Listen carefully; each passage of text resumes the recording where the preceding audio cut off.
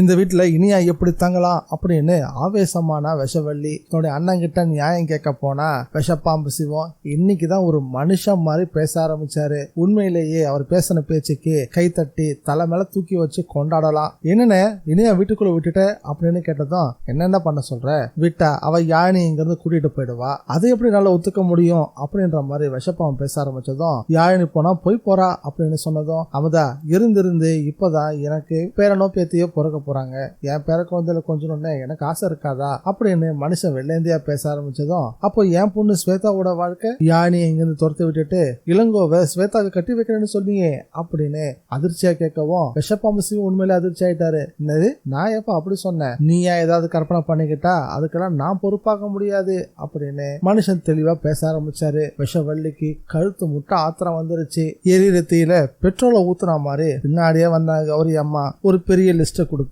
விதவிதமான பழங்களையும் யாழினிக்கு குங்குமப்பூ வாங்கிட்டு வர பொறுப்பை விஷவள்ளி கிட்ட கொடுக்கவும் அவ பொறாமத்தியில கொழுந்து விட்டு எரிய ஆரம்பிச்சா. இன்னும் எபிசோட்ல விஷப்பாம்பு சிவம் பேசின பேச்சு உங்களுக்கு பிடிச்சிருந்ததா, விஷவள்ளி ஏமாந்து போய் நிக்கிறத பார்த்ததும் உங்களுக்கு சிரிப்பு வந்துச்சா அப்படின்றத மறக்காம கமெண்ட்ல பதிவு பண்ணுங்க. வணக்க மக்களே, welcome to TN Vijay review. நம்ம சேனலுக்கு நீங்க ஃபர்ஸ்ட் டைம் வந்திருக்கீங்கன்னா சப்ஸ்கிரைப் பட்டனை பிரஸ் பண்ணி நம்ம சேனலுக்கு சப்போர்ட் பண்ணுங்க. அப்படியே இந்த வீடியோக்கு ஒரு லைக்கையும் கொடுத்துருங்க. தன்னுடைய அண்ணன் தனக்கு சப்போர்ட் பண்ணுவா அப்படின்னு ரொம்ப எதிர்பார்த்தா எப்போ யாழினி முழுகாம இருக்கான்னு தெரிஞ்சதோ அடுத்த நிமிஷமே விஷப்பாம்பு சிவத்துடைய எண்ணம் மாற ஆரம்பிச்சிருச்சு. கல்லுக்குள்ளேயே ஈரம் இருக்கும் அப்படின்னு அந்த ஆள் தெளிவா வெளிப்படுத்த ஆரம்பிச்சிட்டாரு. இதுக்கப்புறம் கொஞ்சம் கொஞ்சமா கரையவும் ஆரம்பிச்சிருவாரு. அதனால இனிமே தன்னுடைய அண்ணனை நம்புறது சுத்த வேஸ்ட். இனியாவை பழி வாங்கணும்னா அது மாயாவால தான் முடியும்னு வாங்கின பழப்பைகளோட நேரா மாயா வீட்டுக்கே போயிட்டா. போன இடத்துல தாம் பண்ண பிரதாபங்களை மாயா கிட்ட தெளிவா எடுத்து சொல்லவும் யாழினி குழந்தைய பெத்துட்டா எனக்கு என்ன, பெத்துக்கலாம் எனக்கு என்னன்ற மாதிரி விட்டேத்தி அவங்க பேச ஆரம்பிச்சாங்க. விடுவாளா விஷவள்ளி இனியாவை பத்தி உயர்த்தி பேசி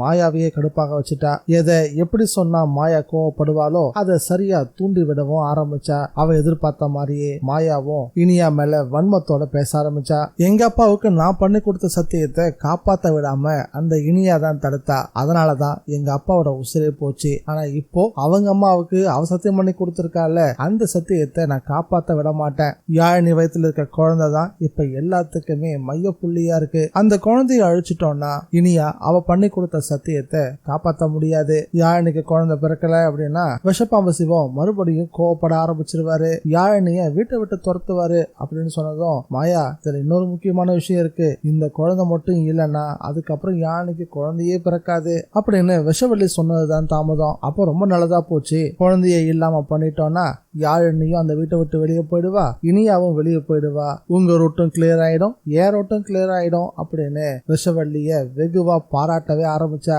ஆண்டி இதுக்கப்புறம் கவலையப்படாதீங்க, உங்களுக்காக நான் இருக்கேன் அப்படின்னு விஷவள்ளிக்கு தைரியமும் கொடுக்க ஆரம்பிச்சா. தன்னுடைய அண்ணன் செய்ய முடியாத விஷயத்த இந்த மாயா செய்வான்னு விஷவள்ளி உறுதியா நம்ப ஆரம்பிச்சா. இதுக்கப்புறம் தான் நம்ம ஹீரோயின் இனியாவும் சரி யாழினியும் சரி ரொம்ப கவனமா இருந்தே ஆகணும். இந்த வீடியோ பிடிச்சிருந்தா லைக் பண்ணுங்க, ஷேர் பண்ணுங்க. டிஎன் விஜய் ரிவ்யூவை மறக்காம சப்ஸ்கிரைப் பண்ணி வச்சுக்கோங்க.